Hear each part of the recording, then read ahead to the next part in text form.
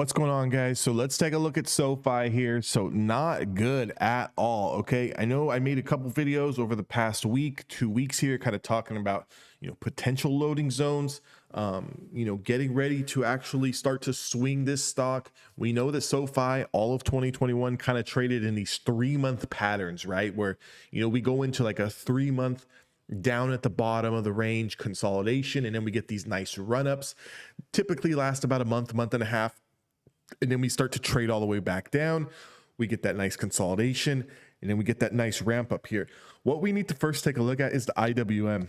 This is doing absolutely nothing for a lot of small cap stocks. Okay, the small caps, the Russell 2000, these stocks have been absolutely getting destroyed. All of these high growth stocks, these high valuation stocks, everything that was pumped and ran in 2020 and had a fantastic start of 2021 pretty much did diddly squat the rest of the year, and just been experiencing a lot of pain. So with that comes a lot of emotions. With that comes a lot of frustration. It's like, when is this going to stop? When is the bottom? I think the bottom is near, but the problem with saying that the bottom is near, meaning that the selling might be over, doesn't mean that we're not going to stay down at the bottom for another month or 2 months or 3 months or 6 months or a year. So even though that I feel that a lot of the selling pressure is done, it doesn't mean necessarily that, okay, we're done, now we're going back up. All-time highs, here it is next month. We're going to recover a significant amount of these losses, and then 2 or 3 months from now, everything's going to be fine and dandy. Of course, it potentially could do that, but potentially we could stay trading down here at this level for another month, 2 months, 3 months, 4 months. So we kind of want to we want to manage our trades correctly and accordingly. We don't want to have any FOMO. We're not going to miss out on anything. I'll tell you this, and I'll guarantee you this. These stocks, if you were to sell out of your position today because you're tired of the losses, and you want to allocate that capital maybe into something else,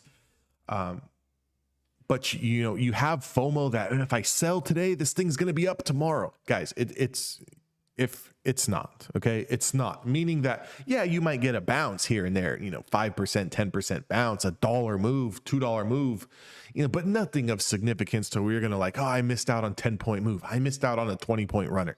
It's just not going to happen. IWM, currently we're trading back down at the bottom of the range here. So this level here, big level that I have marked on my chart, 208.75. If we start to lose 208, watch out. Now we're breaking this year-long consolidation to the downside. You've seen what happened when we broke it to the top side. We thought we were going to go on a nice run here. 1, 2, 3, 4 days, completely faked everyone out here, even myself. I thought, year-long consolidation, we finally broke out. It's okay, a little bit of pullback. We'll come back test this previous area of resistance and bounce higher. Yeah, no, we just faked out, came all the way back down to the bottom of the range. So guys, the IWM chart is atrocious. It's horrible. I hate this chart. I hate it with a passion. It's up, it's down, it's flat, it's down, down, flat, up, flat. It's going nowhere. This chart is going nowhere. We're underneath the 50-day moving average. I don't even want to talk about the IWM until we reclaim 225 on a daily close.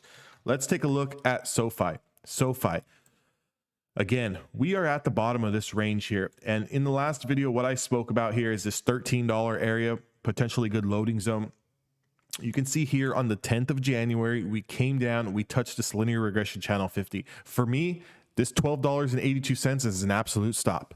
It's got to hold this level. If we kind of look at what's going on today, we're down 16 cents. It's nothing significant. It's a point, it's a percentage and a half. It's nothing significant. What is significant is if we start losing this $12.82 range.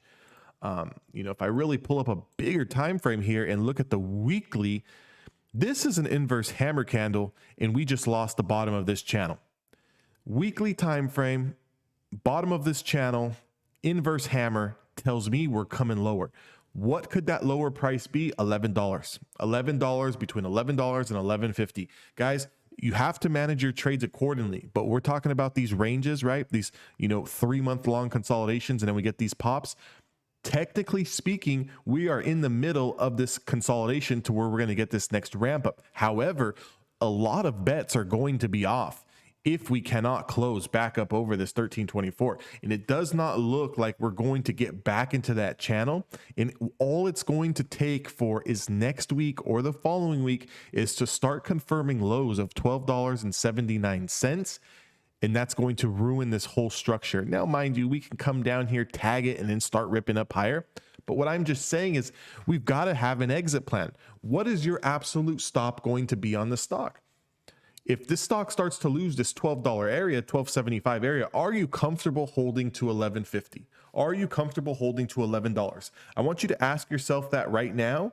And you can let me know in the comment section that you're okay holding this stock, because you have a strong conviction. Maybe you're a longer term investor, 3 to 4, 5, 6 years down the road. You believe in the company. That's completely fine. This video is not who I'm talking about or talking to. This video is for people that, want to get in. They want to make some money, maybe on a quarterly basis, maybe on, a yearly basis. Maybe you wanted to get into a play. You're looking for a month-long swing. Maybe you're looking for, a short week-long swing.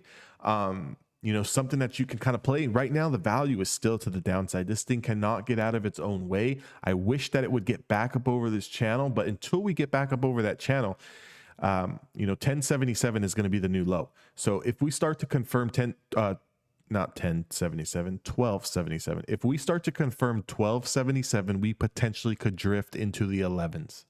Okay. That's where it looks to be headed. We are still under the 5-day, the 10-day, and the 20-day moving average. For me, I would not even consider getting long until we start closing over 1450. And even with the close over 1450, I would like a break and retest and bounce off of the 20-day moving average. I'd like to see this 5 and 10-day moving average start to curl up. If you're currently holding this position, and I don't know what your average dollar cost price is, but if you're in anywhere in the 20s, you're feeling significant pain. I would have hoped that you average down a little bit. If you're somewhere in between the 17, 18, 19, $15 range, maybe you could average down a little bit into your position here. But here's the thing. If we start to lose this $12.80, $12.77, are you okay with it going down to 11? Or are you better off taking, whatever losses that you have and trying to allocate day trade, swing trade that in other stocks? Unless your conviction is strong, meaning you want to hold this stock 2, 3, 4, 5 years down the road and you believe in it, that's fine. But if your intention was to get in here, maybe hold it for a month, 2 months, 3 months, 6 months, and you've been holding 9 months and have yet to turn a profit, could you turn a profit somewhere else? If you were to put your money into, let's say, a Tesla this year, would you have made money in Tesla? Would you have made money in a stock like Apple? Would you have made money in a stock like, I don't know, whatever it is out there? Is your money better off allocated somewhere else? With this is a slow drift, and any sort of pop is getting faded. So right now we are looking at the bottom of the channel here, $12.82. Any confirmation of that could spell the 11s coming into next week. I wish I had better news on this stock. We have to manage our positions accordingly. For me, the patience level on this is out the window. I would have been out of this position a long time ago, losing this channel somewhere in the 16s and 15s, just due to the fact that we can see the structure here. As soon as we broke above, we kind of held, and as soon as we broke below, it acted as resistance. So we really need to get back over 1653. We really need to get back over 1722. I think that SoFi gets bullish over 17 over the 50-day moving average. Here's some food for thought. If we're currently trading below the 50-day moving average, my sentiment is still going to be to sell the rips. Okay, sell the rips. Any bit of momentum, any bit of green day, it's going to be sold. Just continue to sell it until we start to reclaim the 50-day moving average. That's going to start to really build some momentum, build some steam. The bulls need to really take back control over this stock. They really need to take back control over the small caps. The market looks very, very wishy-washy right now. Very, very tough trading environment. I would not recommend anybody to just be throwing money at all of these dips, because you could very well throw your money into a SoFi dip now and be holding it for the next 1 year down at this level. Are you okay with that? There's nothing wrong with that, because when and if this stock does come back to 20, to 25, to 30, to 35, to 50, you are going to make out like a wet bandit. Okay. You are going to make out like a wet bandit, but are you okay with holding it down at these levels in the stock necessarily not doing anything for 6 months? Are you okay with holding and necessarily the stock not doing nothing for a year? Now, if your answer is yes, be my guest. Just know potentially 11.5 we could see. Okay.